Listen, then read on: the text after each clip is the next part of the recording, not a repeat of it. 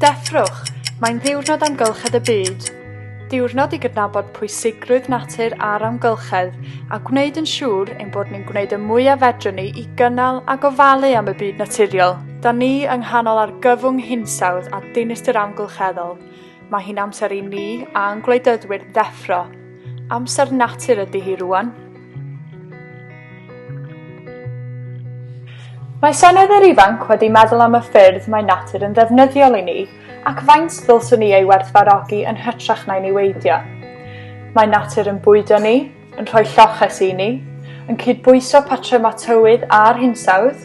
Natur sydd wedi ein galluogi i ffynnu yn economaidd hyd yn hyn, ond mae angen newid rwan i ddatblygu yn gynaliadwy. Ac yn olaf, natur sydd yn gynsal i'n iechyd ni. Dyma 10 ffordd o leihau ein effaith ar yr amgylchedd. Allwn ni leihau ein gwastraff bwyd, mae 30% o fwyd yn cael ei wastraffu'n fyd-eang ac mae'r gwastraff yma'n rhyddhau 8% o allyriadau carbon. Mae ailgylchu a lleihau ein defnydd plastig yn allweddol ar gyfer iechyd bywyd gwyllt.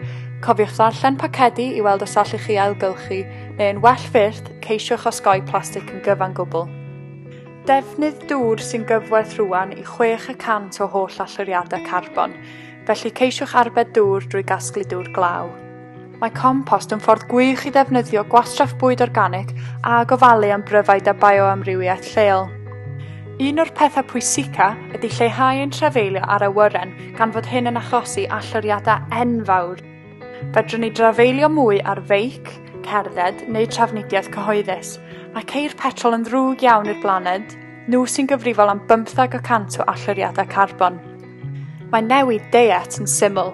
Ceisiwch ddewis bwyd llysieuol neu vegan mwyn osgoi cig sy'n gyfrifol am llwythi o allyriadau. Os gywch prynu eitem dillad newydd, prynwch mewn siopa elusen neu ail law. Peidiwch â defnyddio offer glanhau toxic sy'n mynd i fewn i'r system ddŵr. Mae llawer o opsiynau eco-gyfeillgar ar gael. Yn bwysicach oll, defnyddiwch eich llais. Protestiwch, arwyddwch ddeiseba, gorfodwch eich cynrychiolwyr i roi newid hinsawdd ar amgylchedd yn flaenllaw yn eu polisïau. Mae amser yn brin ac felly amser natur ydy hi rwan.